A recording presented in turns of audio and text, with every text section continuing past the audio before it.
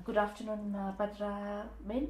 Thank you for agreeing to let us interview you in your lovely home today. Welcome. I have met here on the 11th of March 2017 in Ickenham. And if you can just introduce yourself first of all. My name is Bhadra. The full name is Bhadra Bala. But because I'm no longer a Bala, I shorten it to Bhadra. So I'm Bhadra Vadgama. Okay, and where are you originally from? I was born in Zanzibar in 1940. And can you tell me a bit about your ancestors and your parents and your grandparents, where they come from? My father came to Zanzibar from Kutch, which is part of Gujarat now, but that time Kutch was a separate state before the independence. And he came to Zanzibar at the age of 18, and he made his own economical progress, working in different firms and so on. And finally, he ended up having his own shop when we sold cars and accessories, and we also had a garage for car repair work. What made him leave Gujarat? I think it was really a challenge to his father, because he had an argument with his dad for some reason, and my father was quite a strong-headed man, and he said, I'll show you that I can live on my own. And he left home and he went to Mandvi, which was a bigger city than where he was born, which was Mundra, Kutch. And then from there, he actually wrote to his father saying, do forgive me and please bless me because I'm going to go to Africa. And he didn't hear anything from his father, and he was really very sad about it. But as he was getting onto the ship, somebody ran and gave him this letter, which was a letter of blessings from his father. So he felt really good when he came, and then he... Has he ever told you any recollections of his journey, his first journey to Africa? He hasn't, but my husband has, and I think it's quite interesting because my husband came to Kenya from Bhadras and through Porbandar in a ship, in a dhow, an Arabian dhow. And he was only 7 years old, and his mother had 3 sons that time. So his brother was 9, his younger brother was 5. So 3 of them, 5, 7, and 9 years old, with a woman who was being looked after by a relative on the journey. And he has described it very, very well. That it was quite boring because it all depended on the wind, and sometimes the dhow would be totally come to a standstill. And of course, you all had a little space to make khichdi. Usually, everybody made khichdi, and khichdi and chash, or in the waters there was scarcity of water. And at one point, there was very little water left, and so the Arab captain said to them, "Let's all pray to Allah." And the Hindus said, "We're not going to pray to Allah. We're Hindus." Then he rattled his sword a bit, and all the Hindus fell on their knees and they all prayed, and lo behold, it rained, and they collected the water inside big tarpaulins, and then they collected them in barrels. So it was quite a difficult journey in that sense. And when they landed in Mombasa, usually what happens with Gujaratis, the caste system, like my husband is a Suthar, and so they all end up at this family, the Suthar family, anybody who coming from India, and so they go there, and then they've got lice in their hair, and they haven't had proper bath, and they've got diarrhea and all sorts of things. So first thing is give a head wash and soap to scrub off all the dirt of the whole, and it took him like nearly a month to get to Mombasa, and that was quite an arduous journey. And you can imagine, they were kids, so they played on the deck and so on. But for his mother, it must have been quite a difficult journey to come to a new country all by herself, and of course accompanied by somebody who looked after them. So, can I ask something? You were mentioning your father went to Africa. Why Africa? Okay, why he went to Africa is because there was a triangular trade between East Africa, Oman, and India. This is even before Vasco da Gama came into being like he was the one who went to India. But before he arrived there, this trade had been going on. And the trade was because of the Omani sultans had occupied Zanzibar and made Zanzibar their capital city. And they used to trade in slaves, ivory and cloths and coconut and so on. So they used to send all these things to Oman and other Arabian countries. The slaves were sold even as far as Egypt and Ottoman Empire and so on. And then from India they brought spices and foodstuff and so on. So there was a lot of opportunity for Asians to actually move to Africa, because they knew that more and more people are being needed there, with the Arabs taking over. The 5-mile strip of Kenya as well was ruled by the Omani Sultan, who was actually in Zanzibar. So then they needed this shops and consumer goods. So a lot of them came over and settled around the coast just for selling consumer goods. So what we say dukawalas in Swahili, duka is a shop, and so that dukawala actually started in Zanzibar, where a lot of Indians were the providers of consumer goods.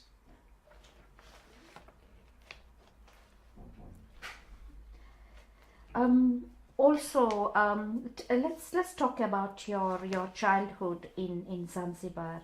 Give us a bit about your early life in Zanzibar, and you mentioned the Sultan. What was life in his regime in Zanzibar? Yeah. Zanzibar, as we call it, was like Ramaraja, meaning, the kingdom of Rama, where everybody's happy, everybody's happy-go-lucky, and so on. So we grew up in different religions being practiced on the island, and yet we lived in our own society. The Hindus had their own schools, their own social activities, religious activities, and so on. The Muslims would have their own. And now among Muslims there were, of course, Indian Muslims as well.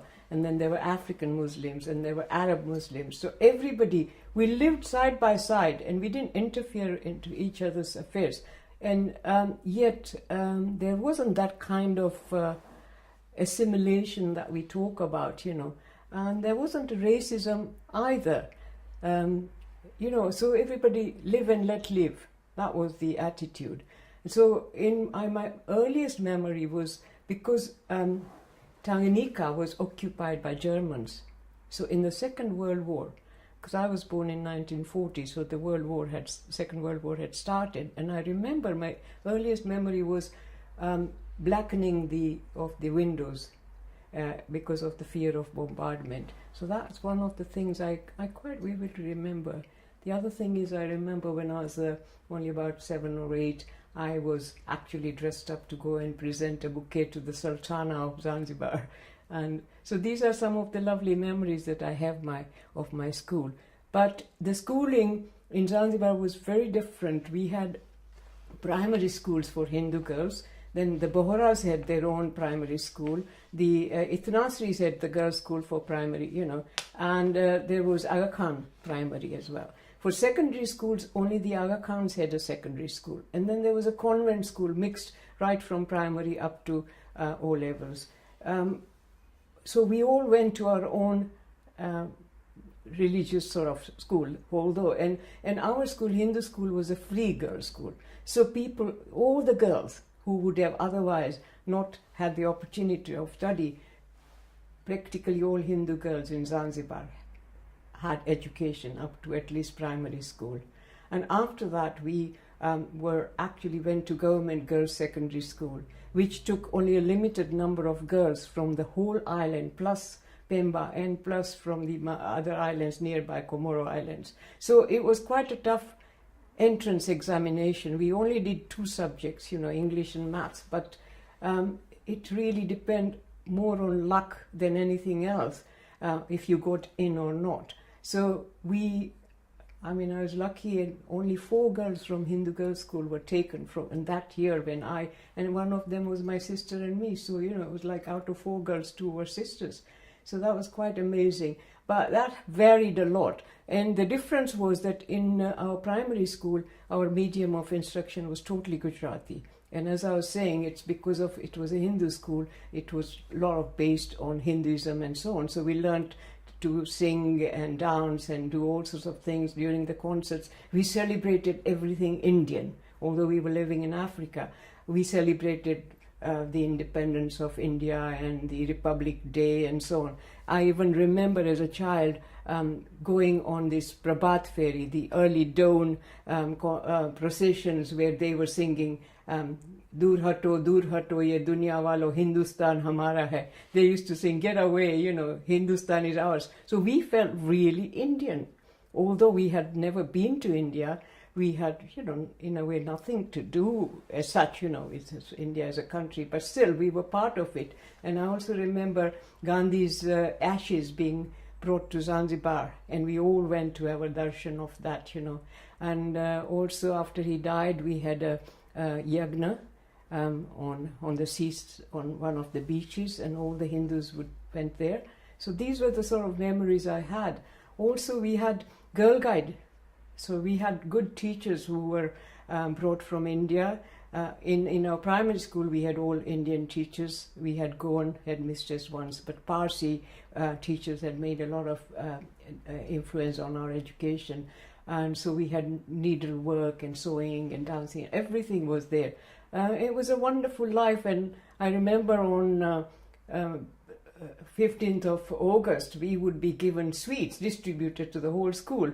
So it was so Indian, you know what I mean? Although I was living in Africa, we had a British resident, we had an Omani Sultan, Muslim, Hindu, British, Asian, African, such a mixture of cultures. It was wonderful, but we didn't think about that at that time. We just lived it. Taking on from what you are saying, all these little communities got together. Tell us a bit about how the language influenced each other's language.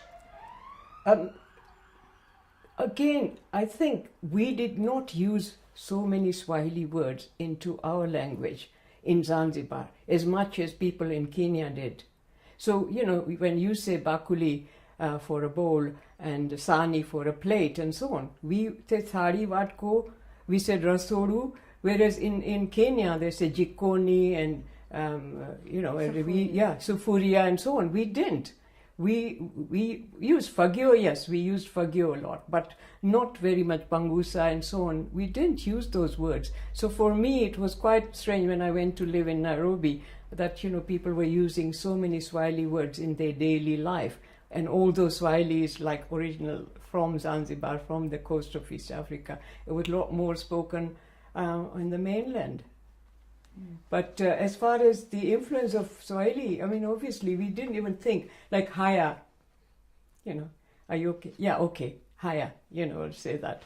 And the moment somebody says it now, I say, are you from East Africa? So how did you know? Because you use the word haya, you know, in your ordinary talk. So I can make out when people are from East Africa that something comes in. The names of fruit, for example.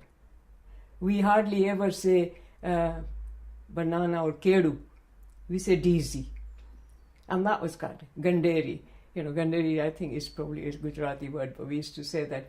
And then what was the other one which everybody just said? Jugu, yeah. Instead of saying magfadi, we say jugu, you know. So that sort of thing, it's quite common with us, and we forget that these are not Gujarati words, you know. Yes, it's true. Yeah. Is there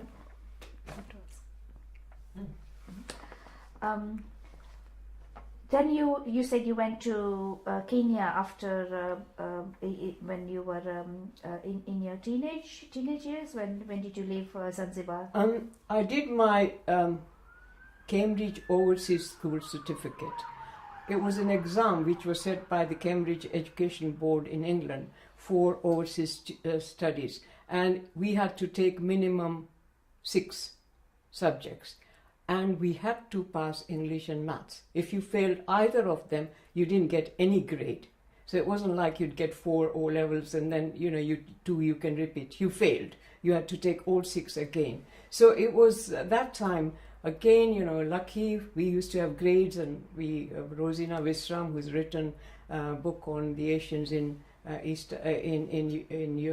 Britain, and she's a historian. We both went to school together, and in that year, in 1956, we were the only 2 girls in the whole island who got a first grade. And I remember going out on the beach and people saying, "Oh, she got," we were so excited. It was a very important exam for us at that time. And then once you had that, you really had made it almost, And a lot of them, perhaps Indian girls, went to India to do a degree, or some, Pakistan was there by that time, but we didn't have that many Muslim girls going abroad. So quite a few went to India, but very, very rarely somebody went to England. So I went to Royal Technical College in Kenya to do my A-levels, and that was in 1957. But before that, I went to England as a girl guide, and I think that experience I want to talk about because it really has influenced my life quite a lot. We had a World Centenary camp at Windsor in 1957, and girls from all over the world, guides from all over the world were going to attend that. And we had the Girl Guide Company attached to the school, unlike in this country where the Girl Guide companies are attached to churches.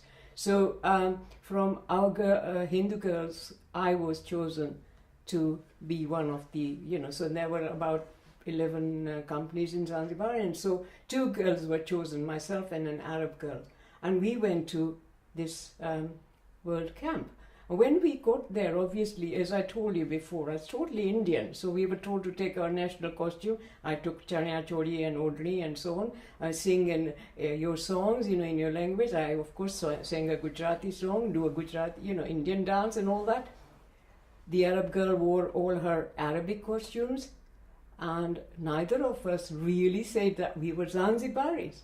And yet, when I got there, I realized I wasn't Indian, because there were 31 guides from India. I was a Zanzibari. I wasn't an Indian there. So I thought, I wish I could join them and dance with them, but obviously not. And then I was supposed to shake hands with the Queen. I had rehearsed that as well, and suddenly a telegram came from Zanzibar that not I, but the Arab girl should shake hands with the Queen. So she was then made to do that. And then I realized I wasn't not an Indian. I wasn't a Zanzibari. What was I? I had British passports. I was really British. But I didn't feel British at all. So that is the time when the first time my identity hit me that, who am I? Again, as a teenager, you don't even think too much about it.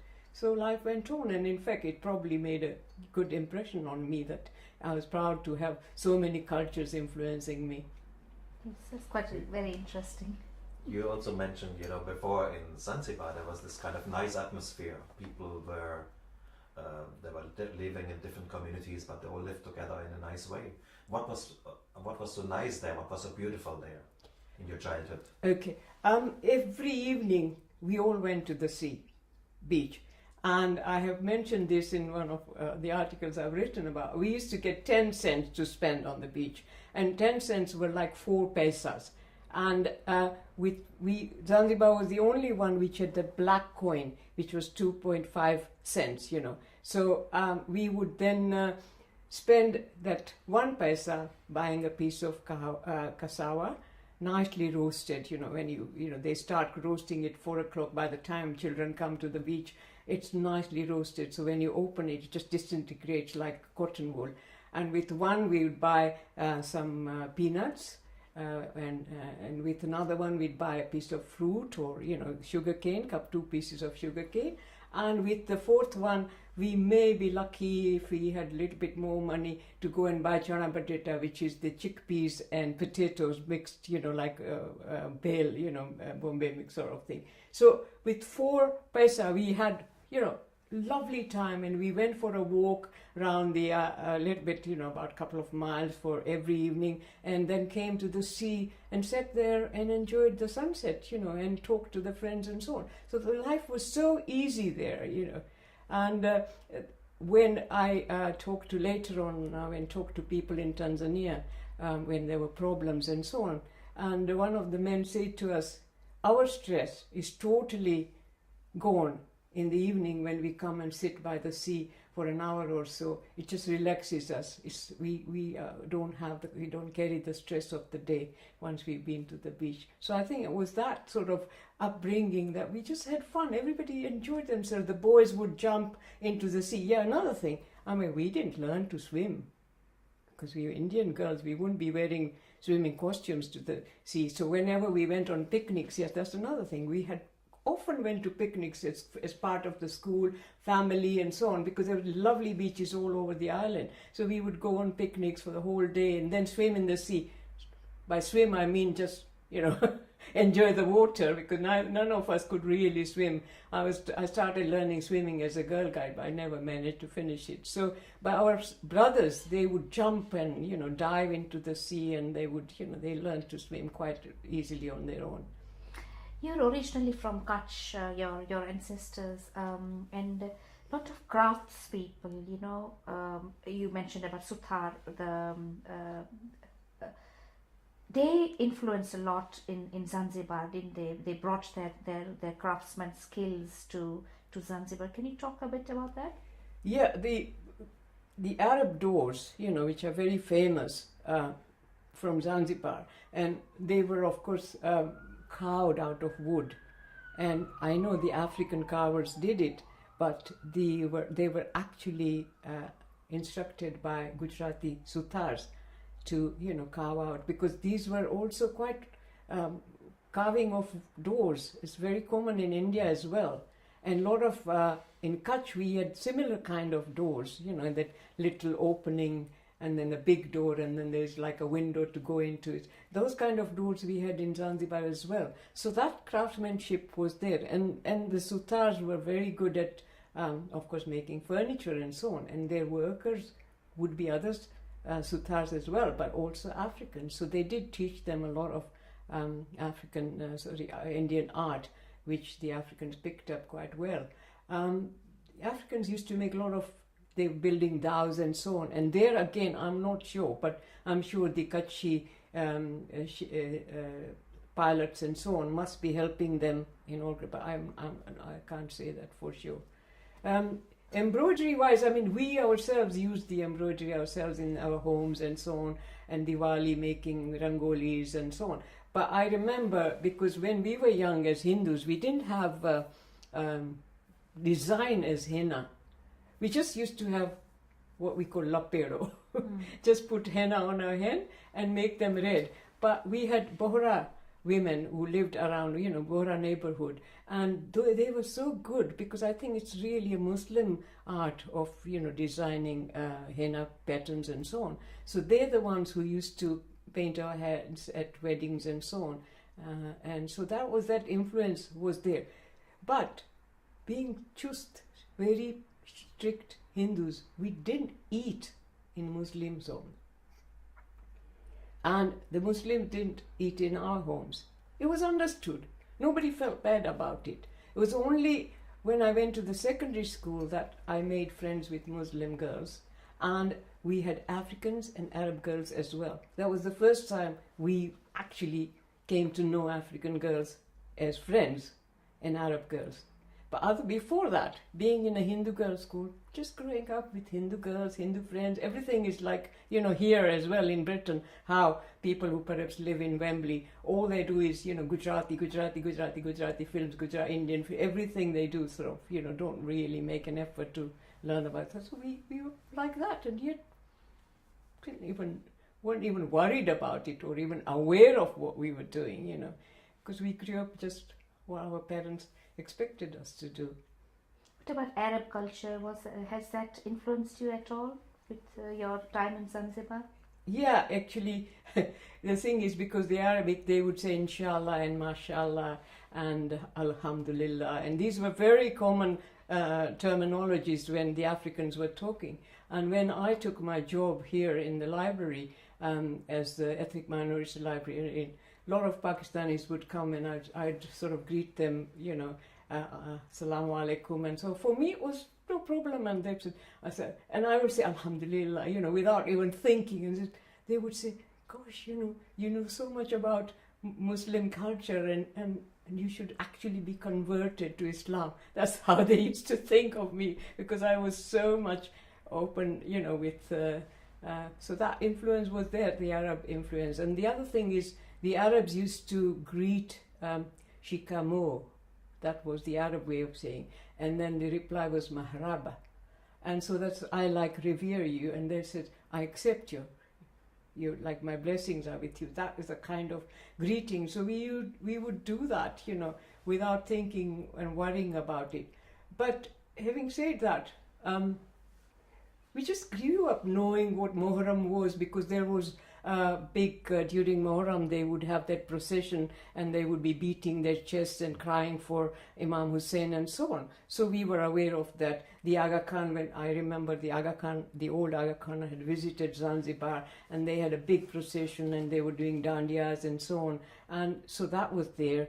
And then the Bhadras, just all around my own neighborhood is full of Bhadras. And every... the call for prayer, that was there throughout. Yeah, the Jamaat Khana. No, not the Jamaat. I'm saying in all the mosques in Zanzibar, it was there. So in fact, I enjoy that when I hear that call for the prayer, because we grew up hearing it. And that is the influence of the Arabs without knowing it was happening to us. It's bound to happen. So it's quite interesting to see how when you're traveling from Gujarat to Africa, so many things influence you. Now let's talk about your coming to Britain, because that must have influenced you as well. I would like to talk a little bit about my life in Kenya, because after I graduated at Makerere University, again that was an experience, because Gujarati girls were not sent to Makerere, because they would say, oh, it's the College of Africans. And so it was quite rare for that batch, when we went to Makerere University, there were quite a few Indian girls from Tanzania and, Zanzibar and Kenya and so on. So there was quite a good Asian community there. So, but some of those girls and boys had never actually sat with Africans, because as I said, in East Africa there were 3-tier systems, not in Zanzibar as far as education goes. 3-tier systems existed, of course, but not in school in Zanzibar. But on the mainland, yes, the Asians had their own school, the Africans had their own schools, the Arabs would have their own schools, and the white people would either send their children to Britain or to private schools in Nairobi or in Kenya and other parts of Limuru and so on. So some of them had never actually become so close to Africans. This was the first time they did. But for us, it was fine, But then I taught in Africa, in Thika for a while. But when we were transferred to a very remote school near Kisumu, which was so remote that it was a missionary but government school for girls and run by the Dutch missionaries. And the Dutch, they had made the school really beautiful, lots of roses and so on. But I remember driving through the Lake Plateau in the heat of Lake Victoria and so on. And it just didn't come. It was so, in Thika we were so close to Nairobi, so it was lovely, enjoying the city life and so on. And now this was so rural. And I had a child who was only 4 months old, my firstborn. And there I spent 4 or 5 years there. And that was the time when I really said that I lived in Africa, because that's the time when I went to African funerals, went to African weddings, we ate with them, we feasted with them, and going to this very remote place. It was really totally different. We didn't have electricity, we had generators from 7 to 10, and that's it. So, there's no TV, nothing. But we had lots of international teachers there. And that is another influence on my life, that there was nothing else to do in the evening, so all the teachers would sit with each other, relax and chat. So I've got very good friends in Germany as a result of this, some here from Britain, and that we have kept up with them for a long time because we became almost like a family. So you were teaching in the school? Yeah, I was deputy headmistress there, and my husband and we were both teachers in Kenya. What language did you teach? I mean, what subjects did you teach? I taught English and geography. Oh, fine. Okay. Yeah. So in English medium. Yeah, in the secondary school. And we were in Thika in MP Shah High School. My husband was deputy headmaster there. But because the girl where we were transferred to this rural school, it was a girls' school, so I became the deputy head as a lady teacher.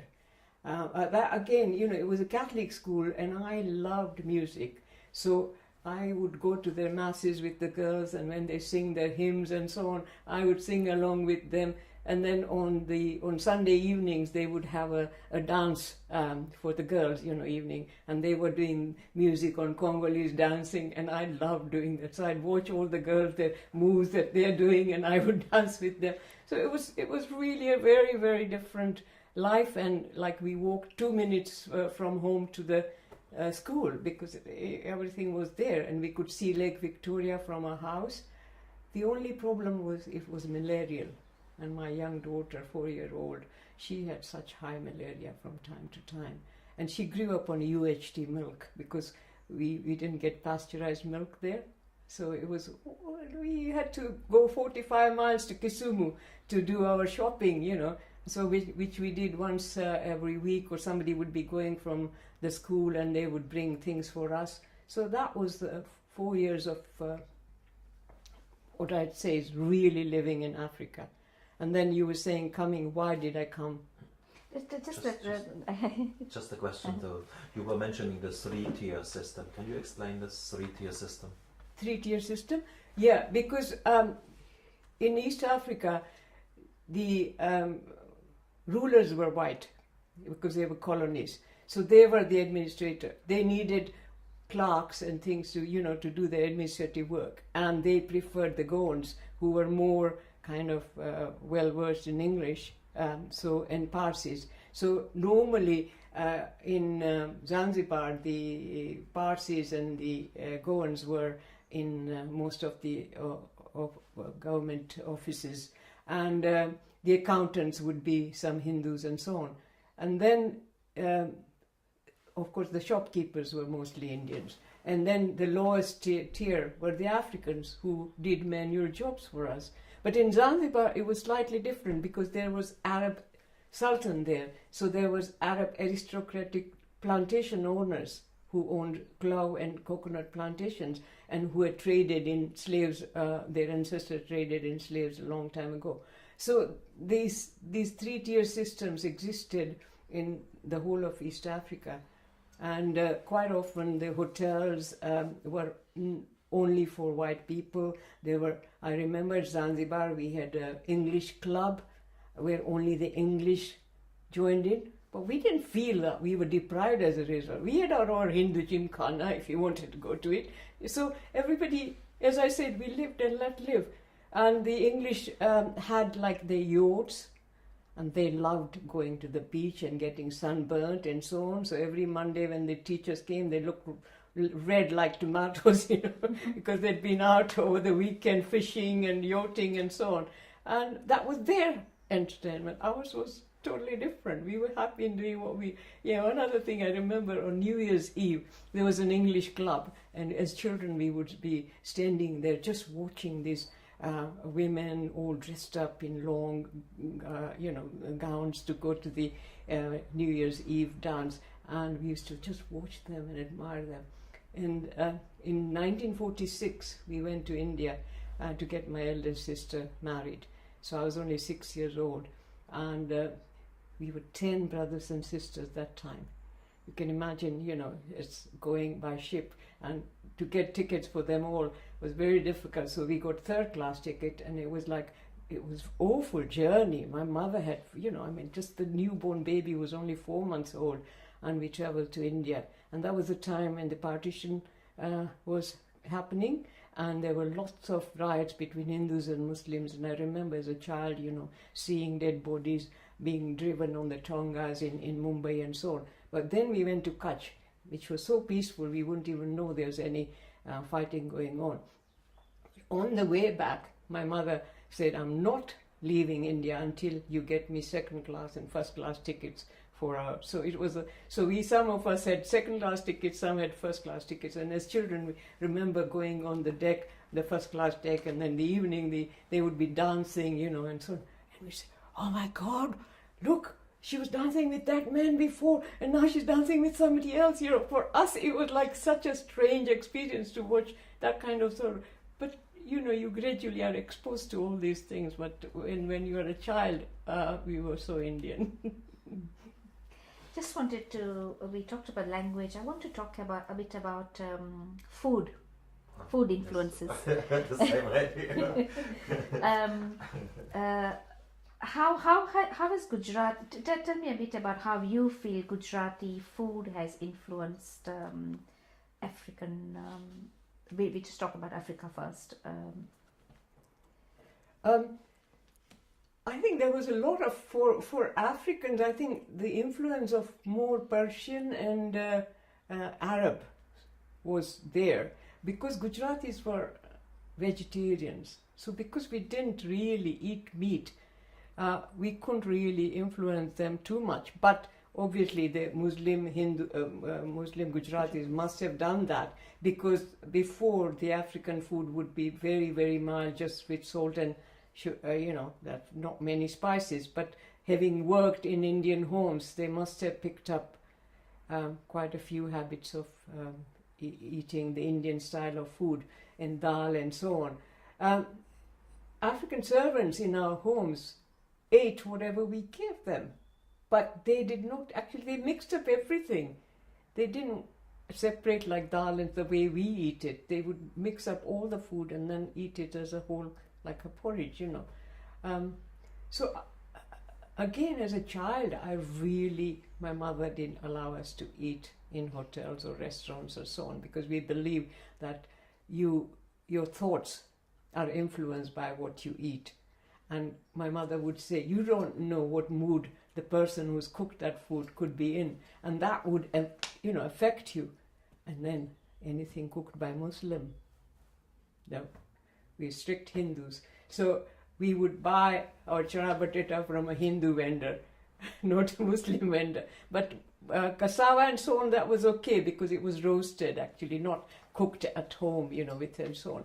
So, but I think the Muslim Hindus had a lot more influence of Arabic food in there, like mandazi, which is like a donut, fried donut, and that they use, and then also using coconut milk in their food. That was in fact the other influence. It was the African influence into our food rather than our influence into their food. And as I said, because Kutch being a very dry, semi-desert kind of country, the Kutchis, the Bhadras, we had very simple food. We didn't have the kind of variety the Patels used, because they have much more fertile land in Gujarat, and so the variety of food that you have in Patel household, we didn't, because it was very, very simple food. And so I can't say how much influence, but there was a lot of later on, use of coconut milk in our food, like in rice and so on. We didn't do that in our home, but I know that these Nazris and the Bhadras used a lot of it. Mm-hmm. Do you have any stories to tell us about the troubles which happened after the Badshah was, when Zanzibar became, the Sultan was removed from his... In fact, I've just been reading about it quite a lot, and I wasn't there at that time. I was already at my career. I was after my degree. I was working in the university library for a year, and I'd just been there for Christmas. And when I left, this happened on the 12th of January 1964, and my father was out to go to the shop, it was a Sunday, but he had some work to finish, so he was going, and somebody said, "Don't go back home because there's trouble." And there's a police station just next to our shop, which had been overtaken by the army. And so if my father had ended up there, he would have probably been killed. So he was warned by somebody on the street, and he went back home. And I gather that as I described Zanzibar life to you, it was so peaceful. It was like a paradise, And suddenly, all the East African Indians used to feel that Zanzibar was the safest place to be in, And suddenly, Zanzibar was the first one which had a coup. And apparently, somebody called John Okello, and he called himself Field Marshal Okello, arrived. And he had actually been with the Mau Mau movement. He was a Ugandan citizen, ended up being in Kenya, working with the Mau Mau system, and then ended up in Zanzibar. And then he was interested, and he instigated people saying that the Arabs were really bad. They had already, they were the cruelest slave owners, and we should throw them away. Now look at us, they're reigning over. And it just a month before, the British resident had left Zanzibar and given Zanzibar freedom. Because before that, Zanzibar was a British protectorate with a British resident staying there. And just exactly a month later, this happened.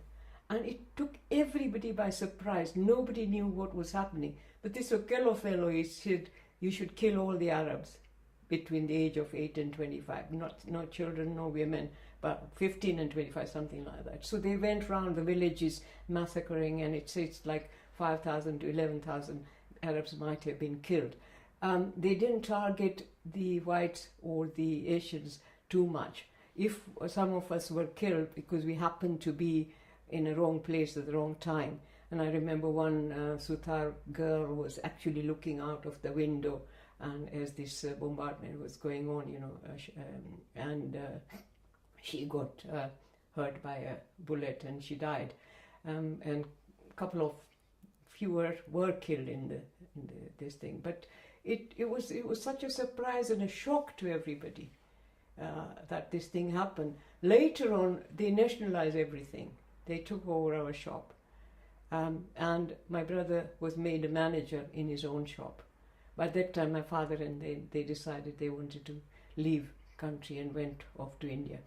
But they had no idea, because Karume was made the president, but nobody knew how to run, what it meant. They hadn't planned it properly, or neither were they actually able to.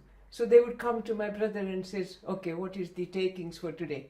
Give us all that money." But he says, "We don't that is not the profit, because we have to spend money to buy spare parts to run the business." But they didn't have all that. Our house, fortunately, we rented it from somebody, so that was not nationalized. We had another building that was nationalized as well. A lot of Indians just left because of the scare of being forced. Their daughters might be forced to marry Africans, But I think that the main target was the Arabs, and then the British managed to get the Sultan and his family off into a yacht, and then they brought him to Britain, and he lived in Southampton for a long time. Mm-hmm.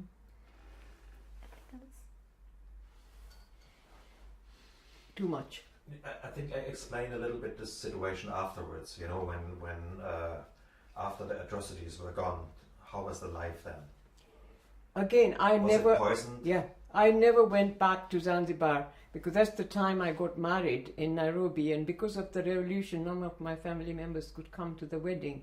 So I was given away by a friend and his wife, and this was in Nairobi. And I was marrying a Patel then, being a Bhatia, marrying somebody of a different caste. So I had lots of Patels coming to the wedding, thinking that this Kutchi girl might have some horns on her head or something. So a lot of people came out of curiosity to see her wedding. It's an intercaste marriage, wasn't that common in those days. Anyway, so as I say, it was very difficult. One of my friends, Rosina Visram, I mentioned before, we were both at Makerere together.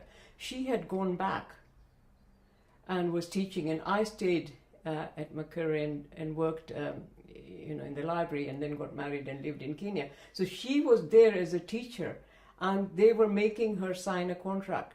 And she said, "No, but I want to go and study further, and they said, "No, today we're just giving you a pen. Tomorrow we'll give you, it will be a sword if you don't sign the contract." So she signed the contract. She stayed there like under duress for 2 years.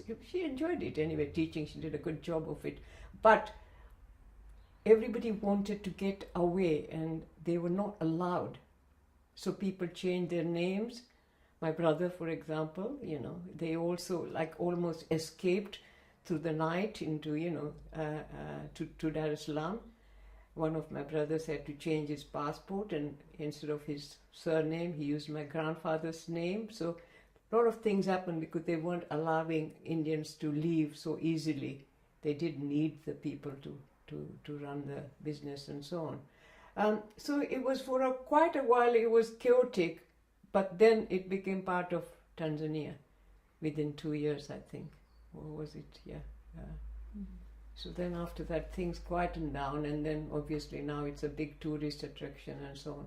But for a little while, for us, it was very sad. I went there in '67, and to see our shops and our houses totally. We were lucky because our house was actually taken over by the landlord who was Bohra, and he had in fact transported it to such a beautiful place. So for us it was nice to see our house being looked after so well and so on. But my uncle's homes and so on, which used to be beautiful buildings, or they were all just totally what's the word? Dilapidated. Yeah. Okay, let's talk about you went to Kenya because why did you get married to a man in Kenya? That's what my education officer asked me in Zanzibar. I said, "Why do you want to get married to a man in Kenya? Why don't you come and teach here and get married one of these guys?" I said, "They don't have the oomph that the Kenyan man has."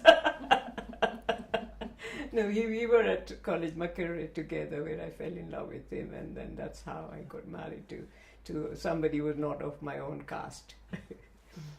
And I got a Churgam one, What did you? Yeah, Oh, yeah. without a dowry.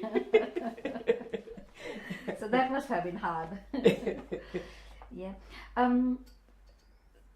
mean, this could be out of context, but just wanted to speak about, when the Gujaratis travel, they take their religious beliefs with them, the ceremonies they do. And in Africa, I grew up in Africa, and I think I learned more about all this Diwali and Dhanteras and all those things living in Africa. But tell us a bit about that. Okay. As I said, in Zanzibar, we live totally like Hindus, and as if we were in India. And we had all the festivals. We had holidays in school for those festivals, Holi and Navratri and Krishna Janman and Shivratri and whatever, we had time off for that. And the Bhadras believed, that's why I've got that object, if later on you want to see, Pushti Margi believed in Bal Krishna, the child Krishna, not Krishna of Gita or Krishna of Mahabharata, but we believed in Krishna as a child. And so we had 2 temples just devoted to that Pushti Margi sect of Hinduism. And we had a Shiv temple, we had Sanatan Dharma Sabha, and every Shravan Mahina, which is supposed to be a holy month, we would have whole month of some kind of recitals and so on in the Sanatan Dharma Sabha, where we would go and sing bhajans and then listen to the priest, and then, So we learned to even sing through religion. And once you have a good voice, then you are encouraged to sing at different places and so on. So we enjoyed all those festivals.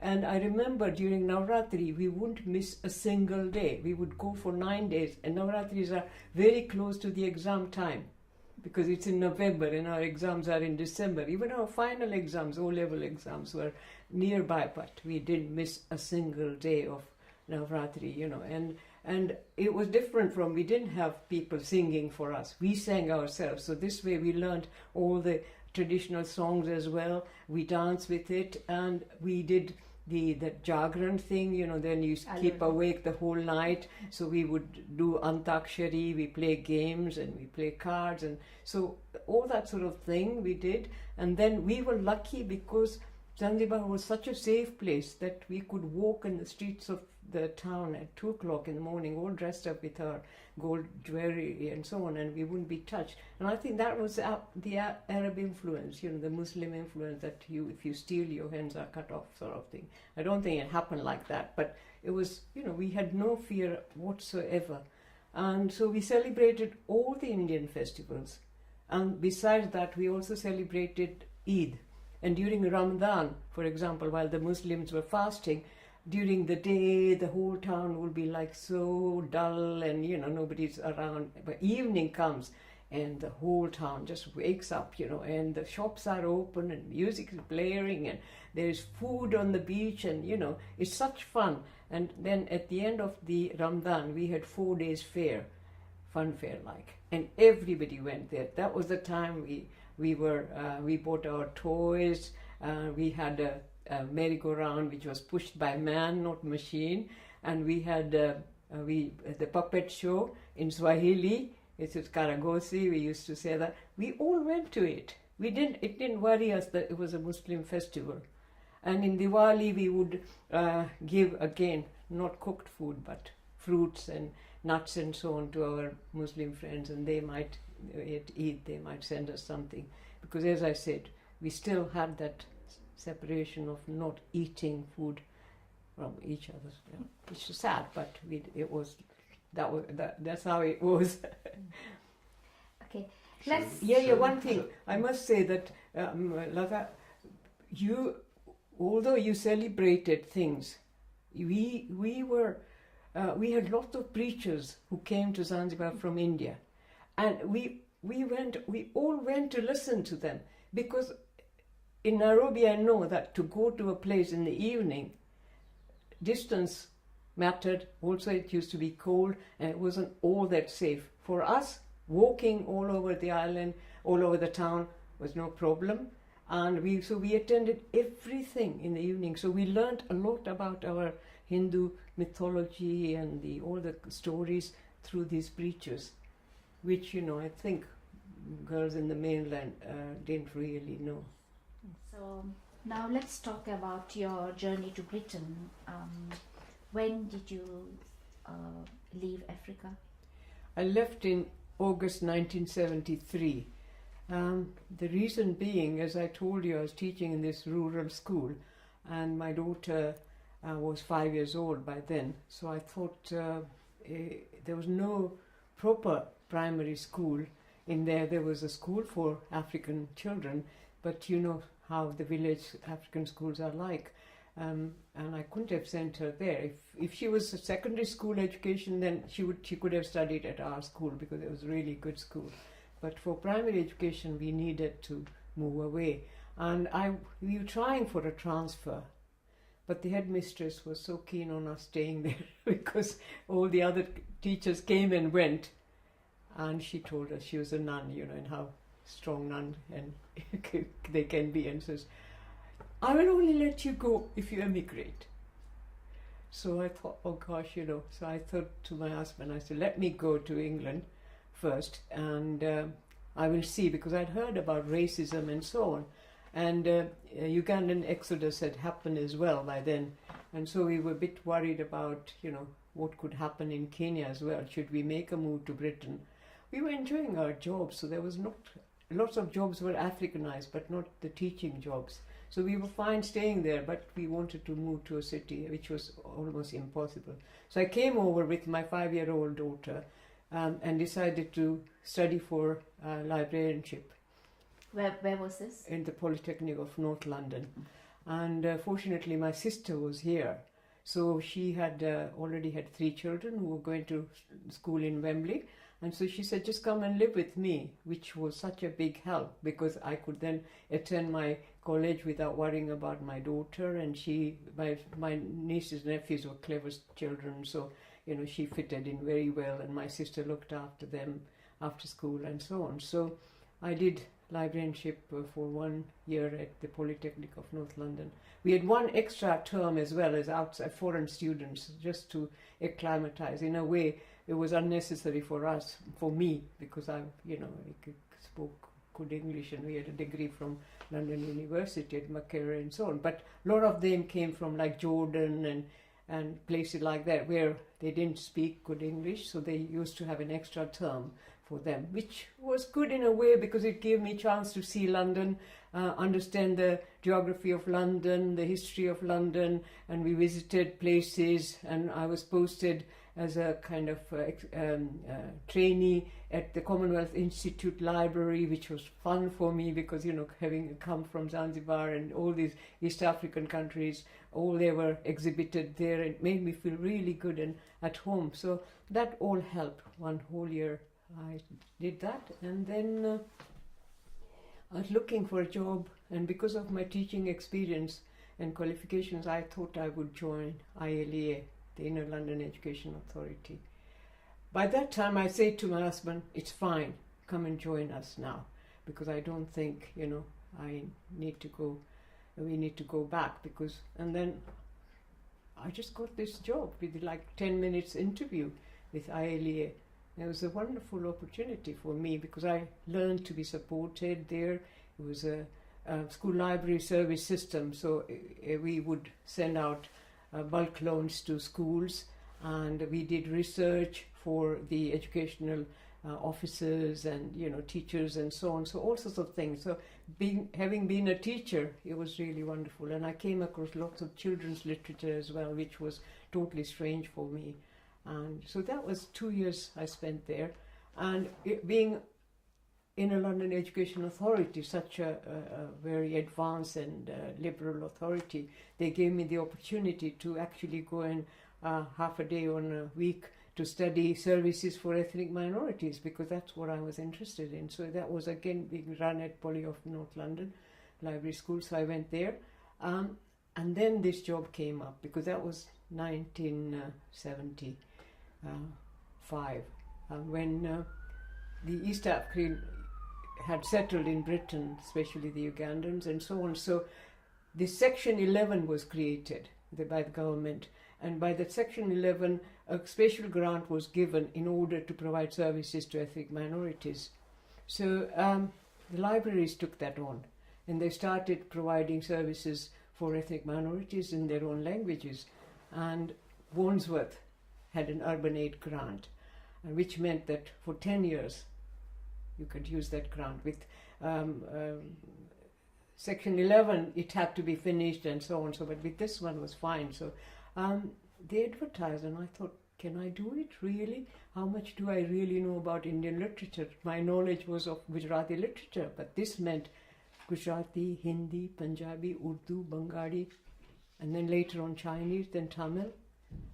But I had this advantage. It was this ethnic minority service for Asians and African and Caribbeans. So I had the background of Africa and Asia, so being an Indian. So it helped my interest in music, my interest in art, and knowledge of Indian music. So I got that job, and that changed it was a turning point in my life.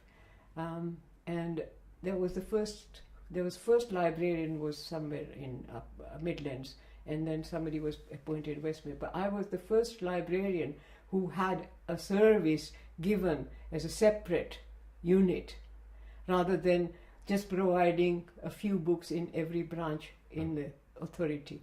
So in some ways you could call it discrimination, or so that room where I was given the room as a library was used as a reading room, and the only people who really suffered were the African students, who used to actually use that room to study because they didn't have enough proper facilities in their own homes, those who were foreign students. But because they were foreign, they didn't complain. Had they been like locals, they would have been up in arms. Why are you giving up our reading room? So in some ways, it was a blessing in disguise that I had a separate room, so I wasn't actually targeted by racist readers, because once they saw these shelves of books in Urdu and Gujarati and the whole thing looking so Indian, they would complain, and they would say, why are you occupying so much library space for this book? But because I was upstairs on my own, and because there was no service there before me, I had to set the precedence, so I was allowed so much leeway in a way. They didn't know what they wanted. And one of my bosses told me that your success became our problem. Because, I just had no idea. I had never worked in a public library service. I didn't even know how the funding worked in a council and that sort of thing. And to start all from scratch, to build a library service and not knowing so many languages. So I taught myself about Indian culture in my job.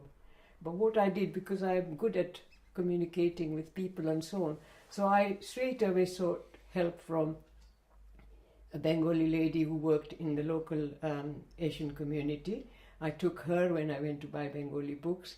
My library assistant, I specially appointed a Pakistani Muslim girl because she could then learn Urdu, read Urdu. I understood Punjabi and I could read Hindi. So Punjabi, Hindi were not too much of a problem, but Urdu and Bangla would have been. So I got round that by doing all that. So in the end, I built up this service. Music was no problem for me. And, buying records, videos later on, of films and so on, because we grew up with Indian music and Bollywood music and classical music. In our childhood, my father used to have classical singers have mehfils in my home in Zanzibar, so we were used to all that. So that was a great help.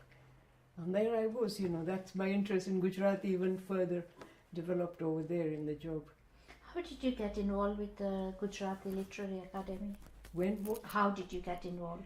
Oh, when I was, obviously, as part of being in the library service, I would keep in touch with Gujarati Academy. But because I was living in Croydon, I could not really attend all their meetings, which were usually happening in Wembley and Harrow. So, and having a full-time job, it was difficult. But because of my work in the library, I had to keep in touch with the Gujarati literature. So I would get their magazines. Vipul Kalyani had started Opinion, for example. So I would also be invited to talk in their conferences about perhaps library services or about the status of Gujarati language from my experience from the readers coming in and so on. So it was quite a challenge for me in a way, but that's how I got interested in Gujarati Academy. And later on, when I moved to North London, I became more active and became even the secretary and president, and now at the moment I am the vice president of the academy. Tell us a bit about the work the academy does. The academy's motto is read Gujarati, write Gujarati, learn Gujarati, and live Gujarati. So because its motto is to keep the language, literature and culture of Gujarati alive in this country. And we do a lot of work, before they used to have a conference practically every other year when they were younger members. Now, the older generation, it takes a lot out of us to organize a conference, but Vipul Kalyani is the heart behind the whole academy, and with his leadership everybody gets enthused to do things. But I think if he wasn't there, it could perhaps I shouldn't be saying all that, but so it used to we used to have lots of writers coming from India who would be invited to talk, and invariably they would be brought to my library, to visit my library, to show them, and some of them did make remarks like, gosh, we don't see something like this even in India. And that's very true. Even now, I was in Jamnagar and I dropped it in the public library there, and I was appalled. They had one section of English, one section of Gujarati and one of Hindi. But the books were in such a tatty condition, They were not strictly put in order, and it didn't look inviting the way, we have public libraries here. It was totally different. It's a sad state, but at least they were providing books. But I mean, how we make sure that nothing tatty should be left. And when I've worked with ILEA, my heart used to give a sigh when they were tearing away slightly tatty books to withdraw. And I used to think, God, why don't you send these books to Africa? Why don't you send these books somewhere where the children are craving for them? They're slightly tatty, slightly dirty, because kids would use them, and they would just withdraw them because they said, no, children should be encouraged to read, and the book should be inviting and good and fresh and so on. So that was a total different mentality for me to understand. And so that's still there. Even in India, you can see now, it doesn't matter if the book is tatty, it's still on the shelf. But I was talking to somebody who was telling me about in the 70s and up until recent years, libraries used to stockpile a lot of Gujarati books, and now I'm finding that because the readership has dwindled over the years, they are kind of cutting them down now. Is that true? Yeah, what happened is while I was working, I worked from 77 till 99. I retired a year before I was 60. So it was the peak of kind of multiculturalism, and the demand was there. What had happened is, when we first arrive in a country, our main job as immigrant is to look some kind of security in terms of job. So you're worried about your work. Once you find a work, you find a home, you manage to buy a home, gradually you settle down, and then you start looking at other cultural needs. And your children matter to you. And because in East Africa, although, as I said, we were living in Africa, we lived Hinduism or we lived Indian culture. So we didn't have to worry about teaching our children anything. Here we had to make sure that our children didn't lose it. So then we started paying a little bit more attention on our children and on ourselves in order to keep our language alive and so on. So people started using the library service. And I found that the Pakistanis use the library service a lot. And their Urdu, readers, my readership was highest in Urdu, followed by Gujarati. And Bengalis also. But again, I found out so much difference. I had no idea what Bangladeshi literature was and Bengali literature was, So educated Bangladeshis read good Hindu, West Bengal, Calcutta publications, whereas the youngsters from independent Bangladesh, they were used to reading their own Bangladeshi writers. So if you were living in Tower Hamlets, obviously you had to provide more Bangladeshi books published in Bangladesh rather than good Bengali Hindu based literature. But here I had a mixture, so I was fine, Later on the Tamils came, so we introduced Tamil. A Chinese man came and said, why don't you have Chinese books? So gradually, I introduced, he got some signatures of people demanding for it, and fine, I provided it. But the advantage was then we had African and Caribbean service as well. So we had books in English on the African, Caribbean and Indian literature. So it was like a unit, plus, as I said before, the music and so on, and cultural events I had to organize as well. So like I was showing you the photographs of Kutch, there was a couple Maldives who did exhibition during the November festival, art festival in Wandsworth, in a shop in a mall, and it was the mud, thread and mirror from Kutch. And they had so many pieces, very unique pieces. They even had a camel decorated with all the paraphernalia, and also a woman doing this ganti. And because it was in a shopping center, all kinds of people saw it, and it was unique, that kind of culture. I was able to bring so much into Wandsworth with my interest in music, art and culture. So going back to your question about, yes, the readership is bound to go down because we East Africans, not even us, even in India, everybody wants their children to go to Gujarati medium schools, English medium schools, not Gujarati medium. So even when they come here, they're not really interested in reading Gujarati. So that's how the readership dwindled. The elderlies who used to read avidly before, now too old to read, and talking books, I even provided those, but elderly people say, oh, we put the tape on, then we go off to sleep. So it's just one of those things. So it seems like with this Gujarati's journey from India to Africa to Britain, somewhere along the lines we are kind of slowly losing the language. I would say so, though I would disagree, that because we are trying so hard to keep our language, and people say language never dies, but I can see it dying, because in the sense that now even if text messages are sent in Gujarati, it's all in Romanized text. So it may exist as a very poor vocal language rather than written language, and it makes me so sad every time I go to Gujarat that nobody cares about the spelling, nobody cares about to speak correct Gujarati without using English words in it.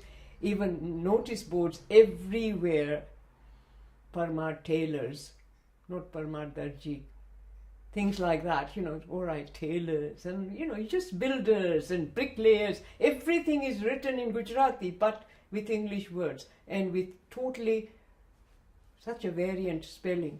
It makes me sad, that they don't want to. There was a child who was actually 2-year-old. He had pictures of fruits. And what fruits did he have?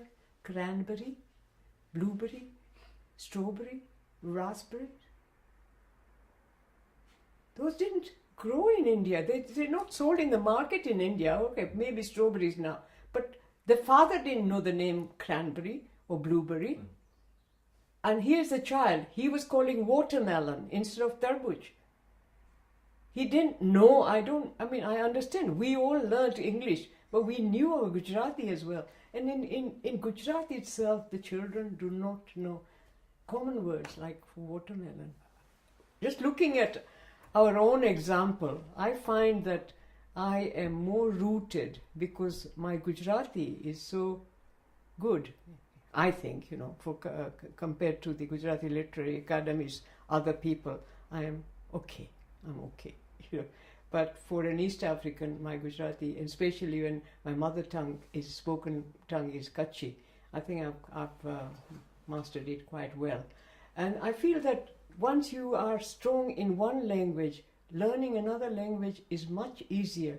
When you don't know the grammar of your own language, the grammar of a foreign language becomes more difficult. And now with English not even teaching proper grammar, when the kids are learning French and so on, they're not really able to speak or understand it. They just do it for the sake of an exam and so on, but once you have a solid root, I think. And also I find that to understand the culture of a community, you need to read their literature. And read the literature in the original, not in translation. Then only you will get the feel of it, because there are certain words which just cannot be translated into another language. And so when the kids cannot communicate with their grandparents, for them, they're fortunate now, the grandparents also speak English, so they don't have to worry too much. But when they couldn't, then it was sad for the grandparents not to be able to communicate with their children, who had moved away, especially, and the grandparents were left in India or Africa or so on. But once they came here, like we learnt Kitchen Swahili, our elderlies have also learnt Kitchen English, and they're able to talk to the grandchildren somehow.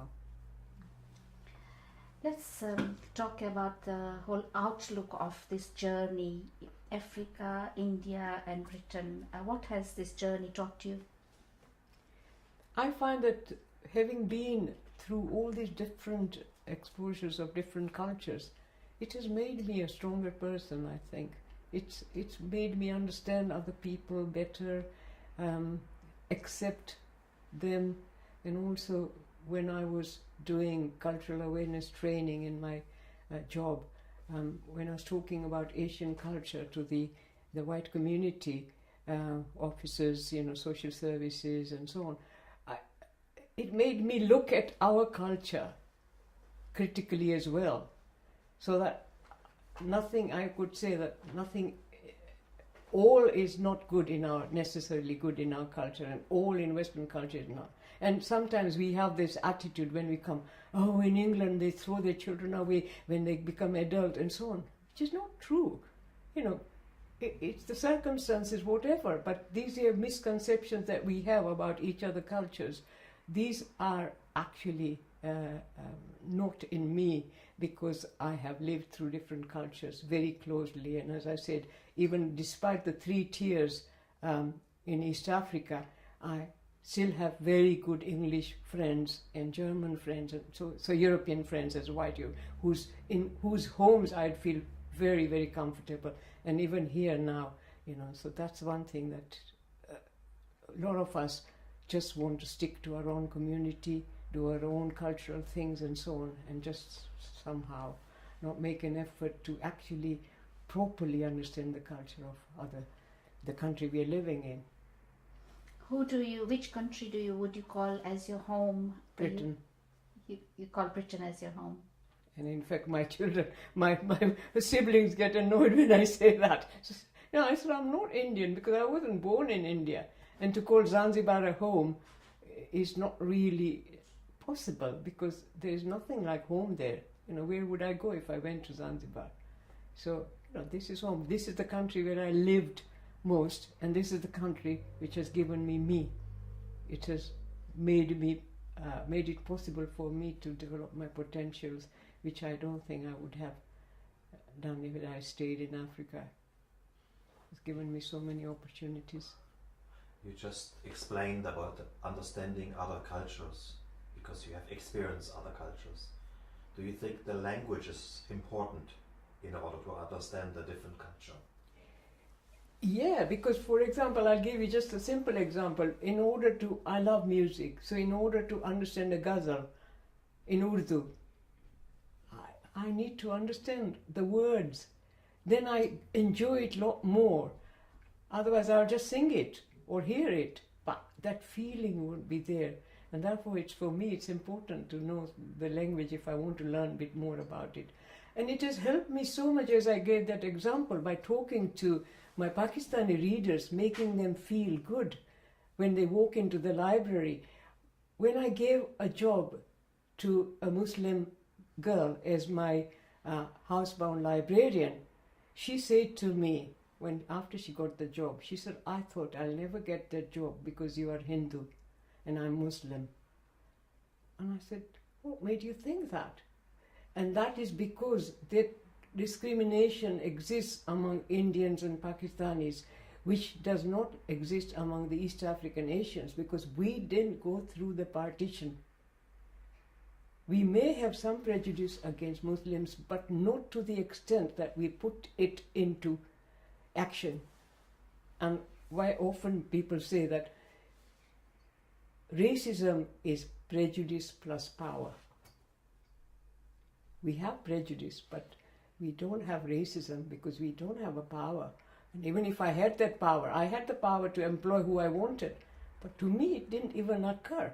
All my library assistants were Muslims.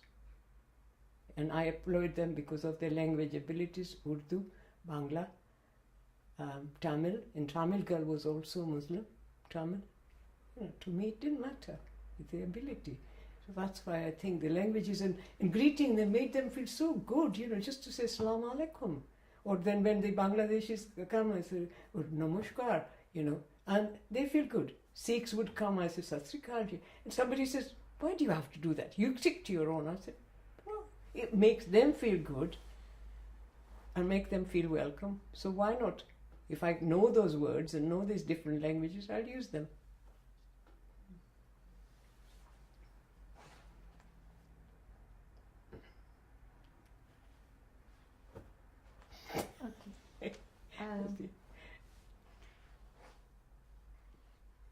I haven't got anything else unless you have.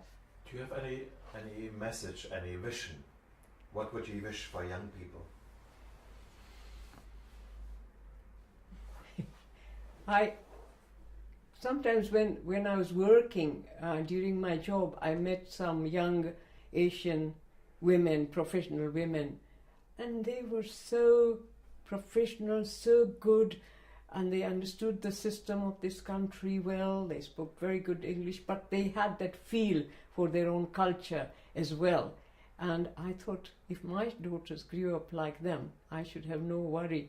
And I think if this is what I would like our generation, our next generations to be, that they should appreciate their heritage cultures and not totally neglect it, and try to understand the depth that lies behind those cultures, and of course live the British life fully.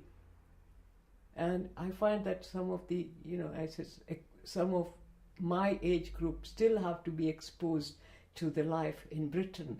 For example, we went to Kew Gardens, and there were so many women in the group who had never been to Kew Gardens, so they've been here for 40 years.